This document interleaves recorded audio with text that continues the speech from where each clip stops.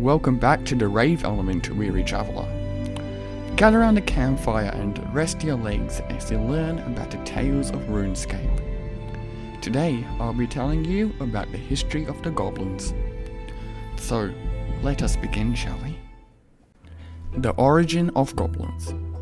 The goblin species evolved in a world separate from Gielinor, along with orcs, ogres, and similar creatures. These primordial goblins were hunter-gatherers, using stone tools and living in small villages amid swamps. They were not without conflict, but organized warfare had yet to be invented. This existence came to an end when the god Bandos arrived in that world and forced its inhabitants to worship him and build monuments to his glory. He taught them agriculture, metalworking, and war. Goblins in the God Wars. During the second age of RuneScape, many gods brought their races to Gielinor from other worlds, and Bandos was no exception. All the goblins, hobgoblins, orcs, ogres, and orcs of RuneScape are descended from those that Bandos introduced in the second age. Towards the end of this age, Bandos could sense that a war was brewing, so he organized all his races into a vast army. He divided the goblins into 12 tribes or regiments. Each one was headed by a general who reported directly to Bandos. He sold 2 of these tribes to other gods in exchange for magical powers, but kept the rest for himself. Bandos' races all had distinct roles in his army, and the war god had engineered them to fit their roles perfectly. Orcs were the heavy infantry, well trained and well equipped, forming the backbone of the army. Ogres and orcs were living siege engines, capable of battering down city walls or taking on entire enemy units. Hobgoblins were hardy but highly mobile, capable of guerrilla engagements behind enemy lines. Goblins were the lowest rank, light foot soldiers, the weakest and most poorly equipped of Bandos' creatures. They were used as scouts and skirmishers, and were herded into battle in vast numbers in order to soften the enemy up before the orc infantry entered the fray. Bandos designed goblin society around this role. The entire culture was not a war, the leaders were generals, the villages were war camps, and there was no such thing as a goblin civilian. Female goblins marched into battle with their male counterparts, and as today, it is difficult for outsiders to tell male goblins and female goblins apart. Children were raised in communal nurseries so that their parents would not have to spend too much time away from the front lines. Bandos' religion dominated every part of the goblins' lives. Courage and blind obedience were the highest of their virtues, whereas individuality and intelligence were viewed with high suspicion. This religious devotion, as well as the raw fear of Bandos' larger creatures, meant that the goblins would march into battle again and again without hesitation. The Dorgeshan Rebellion. The goblins' devotion to Bandos was not quite universal though. Towards the end of the God Wars, Bandos ordered the entire Dorgeshan tribe into battle against a far superior foe. The tribe's leader, General Bloodfist, decided to defy his god rather than let his tribe be destroyed. Near what is now Lumbridge was a huge fissure in the ground, which was opened up by the colossal amount of energies of the gods' conflict. Bloodfist ordered his tribe to march into this fissure and hide in the cave system beneath. Bloodfist himself did not survive to join them. Dorgeshan legend has it that he stood at the entrance of the fissure and shouted defiance at Bandos, who smote him with a divine missile, the force of which closed up the caves and sealed the Dorgeshan below ground. Lieutenant Strongaxe, Bloodfist's second-in-command, took charge of the Dorgeshan and led them deeper into the caves, setting up camp in a large cavern. They expanded the cavern and carved the houses into its walls, forming the city of Dorgesh Khan, and over time they gradually transformed into modern cave goblins. At first, the Dorgeshan were as materialistic as they had been on the surface, and the city was ruled by a succession of generals who wielded absolute power. One of the generals assembled a council of civilian elders, but these were only advisors. With no external enemies to fight, however, it slowly became clear that a military general was not the ideal leader. the Dorgeshan Civil War. The military hierarchy became isolated from the civilian population, and the people increasingly believed that the council should have control. They held a public vote that showed overwhelming support of forming a republic, but the last general, General Bornhelm, refused to give up power. Eventually, a mob of citizens marched on the general's palace. General Bornhelm ordered his soldiers to attack the mob, and so began the Dorgeshan Civil War. The Republican faction was larger, but most of the trained soldiers were loyal to the general, and his faction controlled the few remaining pieces of magical equipment that the tribe had brought back with them from the service. After a bloody battle in Dorgesh Khan, General Bornhelm was driven from the city and set up a base in the caves nearby. General Bornhelm was finally defeated, not by the rebel militia however, but by his army's poor construction skills.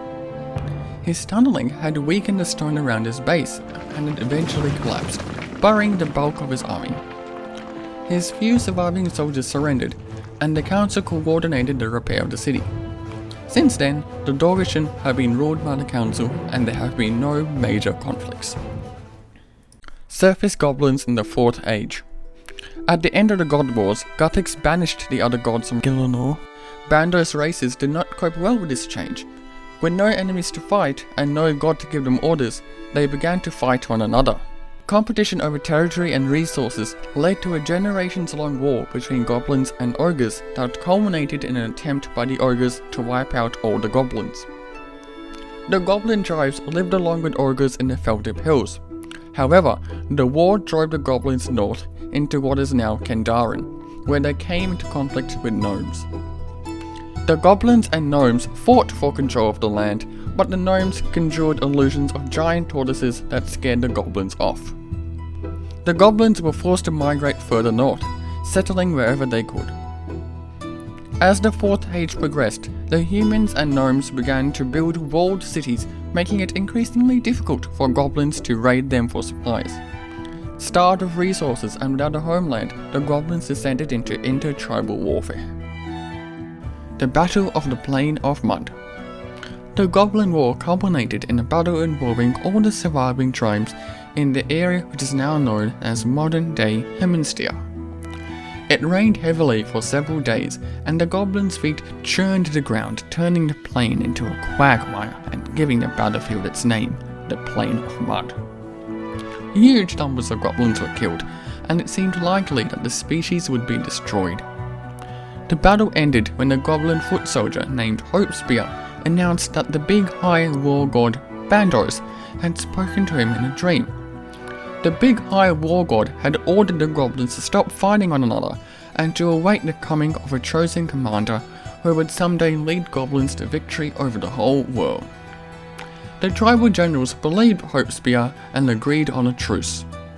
The goblins built a temple on the site of the battle, and Hopespear's vision became the basis of modern goblin religion. Surface goblins today.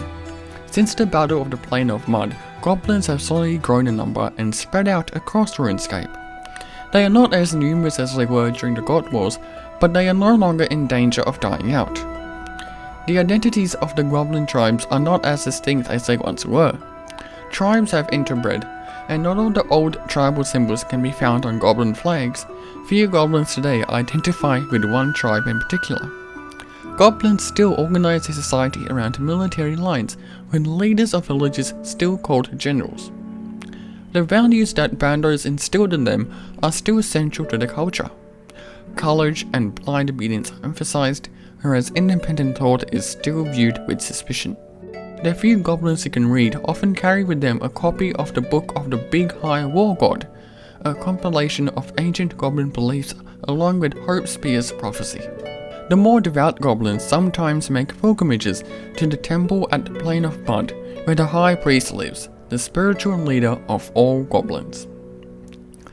Goblin names are almost always a conjunction of an unappetizing word and a body part or weapon. It is a mark of their poor racial self-esteem that the names have morphed from the heroic or warlike ones of the 3rd and 4th ages, like Bloodfist and Hopespear, to the lowlier ones of today, such as Wartface and Bentnose. Surface goblins are torn between two conflicting views of themselves. The fervent believe that they are the chosen people of the Big High War God and the greatest warriors in all of RuneScape, and the secret knowledge that they are really the lowliest of RuneScape's races, living off the scraps of greater civilizations, and no threat to experienced warrior in true goblin tradition. They deal with this contradiction by never thinking about it. The Dorgeshin today. Over the centuries, the Dorgeshin have transformed both physically and culturally from their cousins on the surface, and are now peaceful and civilized. Most are, if not actually cowardly, at least timid and prone to panic when confronted with the unfamiliar. They value learning and artistic endeavors, and abhor violence in all its forms. In fact, the only Dorgeshin to bear weapons within the city are the City Guard, which is a police force rather than an army. And even they are viewed with suspicion and distaste by the population at large. The Dorgeshin Council consists of 7 elected councillors who take the title in place of the first syllable of their names as a mark of prestige. The council is often conservative and overcautious and can spend a long time deliberating over decisions. This served the city well during years of isolation, but the council has struggled with rapid events since the city made contact with the surface. The Dorgeshin view the gods as boogeymen or demons, personifications of all that is evil. They make no distinction between different gods. As far as they are concerned, they are all as bad as each other, and they want nothing to do with any of them. Before the city made contact with the surface, goblin children were generally not told about the existence of gods, or the existence of the surface. And that about does it for this video, everybody. I hope you enjoyed learning about the history of the goblins. If you liked this video, give it a like, chuck a comment down below saying your thoughts, and most importantly, subscribe to my channel so you're staying up to date with my latest videos, and it helps me out a lot.